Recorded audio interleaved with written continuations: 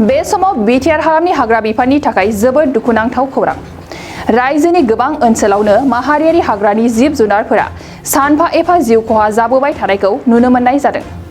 सुबुं माहारिनि थानो थाखाय हाग्रा बंग्रा सिमफायलांबाय थानायनि जाहोनाव हाग्रानि जिब जुनारफोरा थानो थाखाय गोजोन गैयै जादों, जानो थाखाय आदार गैयै जादों आरो उखैनायखौ लानानै गामि ओनसोलाव आदार नागिरबायनानै फैनायाव मोब्लिब गोहोआव नांनानै गोबां जिब जुनारनि जिउ खहा जाबाय थानायखौ नुनो मोननाय जादों।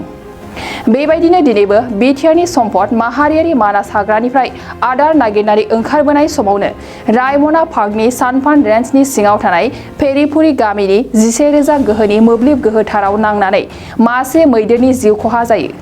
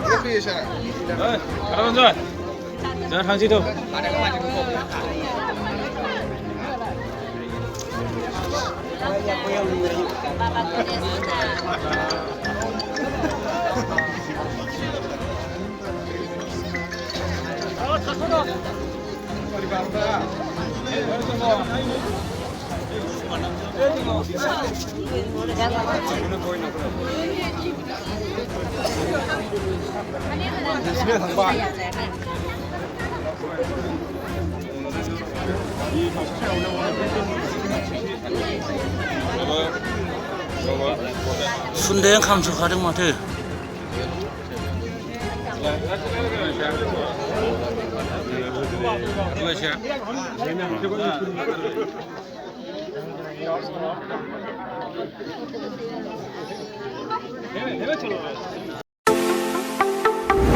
बाजाज कम्पानिनि गुबुन गुबुन रोखोमनि बाइक सालायनो मोजां मोनग्राफोरनि थाखाय मोनसे गोजोनथाव खौरां। ब्रह्म अट'मबाइल्स एबा बाजाज श'रुमआ लाबोदों नोंथांनो दुर्गा फुजानि स्पेशल अफार। ब्रह्म अट'मबाइल्स एबा बाजाज श'रुमआ उदालगुरि जिल्ला रौता सारियालियाव दं। खोब खम बेसेनावनो एबा 9,999 डाउन पेमेन्ट होनानैनो नोंथाङा बाजाज कम्पानिनि गुबुन गुबुन रोखोमनि बाइकफोरखौ लानो हागोन। बाइकजों लोगोसे स्पेशल गिफ्ट पेकबो मोननो हागोन। स्पेशल गिफ्ट पेकआव हेलमेट आरो 5 लिटार पेट्रल हरनाय जागोन।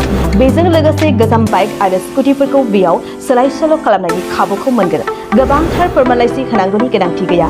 स्पेशल अफारा 27 सेप्तेम्बरनिफ्राय 8 अक्ट'बरसिम सोलिगोन।